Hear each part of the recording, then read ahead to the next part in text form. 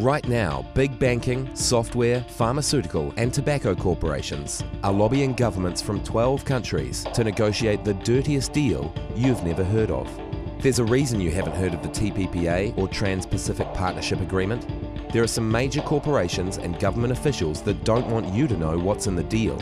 For one, our food safety standards, environmental protections and public services could all be threatened under the TPPA.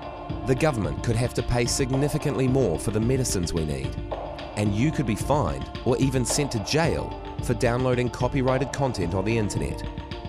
How will they know if you do it?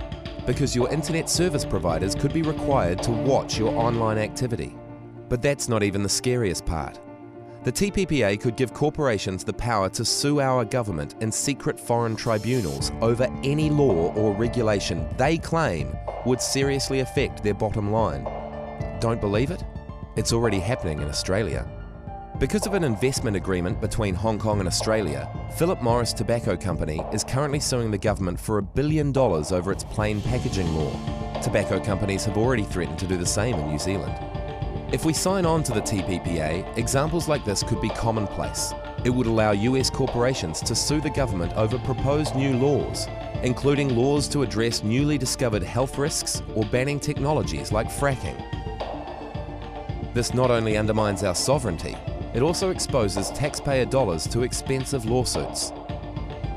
Thankfully, not everyone is willing to sign on the dotted line just yet. In fact, most politicians are being kept in the dark about what is being proposed.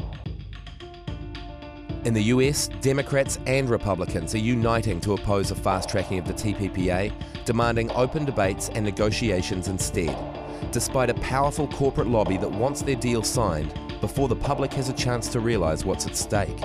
It's our job to make sure our elected officials unite in the same way by standing up to overseas corporate interests and looking out for what's best for New Zealanders.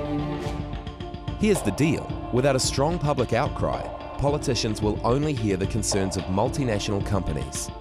And once the TPPA is signed, it's basically here forever.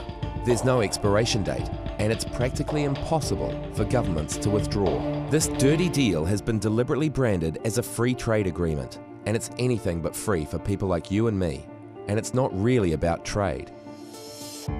It could cost us our privacy rights, access to affordable medicine, the safety of our food, and ultimately our democracy and sovereignty. Nobody wants to be stuck with a backroom deal we don't want and never voted for.